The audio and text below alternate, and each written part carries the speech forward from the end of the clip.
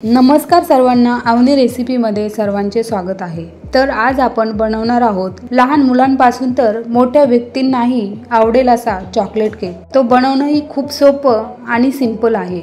चला तर मग वेळ न घालवता सुरुवात करूया। तर त्यासाठी मी घेतलेले आहेत 3 पॅकेट ओरिओ बिस्किटचे। तर सर्वात पहिलं मी बिस्किटामध्ये जी क्रीम आहे ती काढून घेतली आहे। आता या बिस्किटाची मिक्सरमधून बारीक पावडर करून घ्या।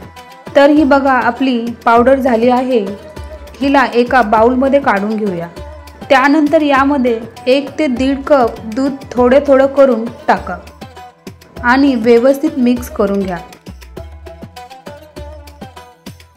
आता केक पॅन घेऊन त्यामध्ये थोडं तेल टाका आणि ब्रशने सगळीकडे लावून घ्या। आता यामध्ये बटर पेपर ठेवा, त्यालाही थोडंसं तेल लावून घ्या। आता या बॅटरमध्ये 1 चम्मच बेकिंग पावडर आणि थोडंसं दूध टाकून मिक्स करून घ्या आणि या पॅनमध्ये हे बॅटर टाका।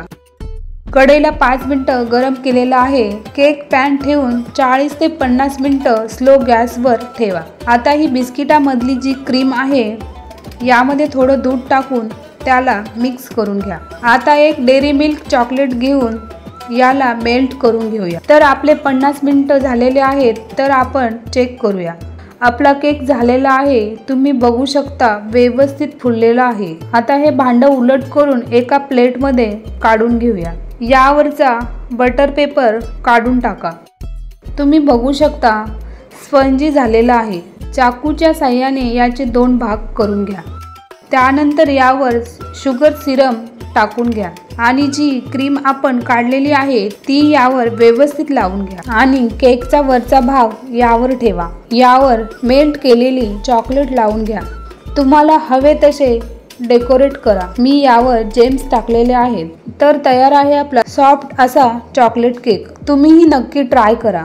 व्हिडिओ आवडल्यास लाईक करा, शेअर करा, सबस्क्राईब करा। व्हिडिओ बघितल्याबद्दल खूप खूप धन्यवाद।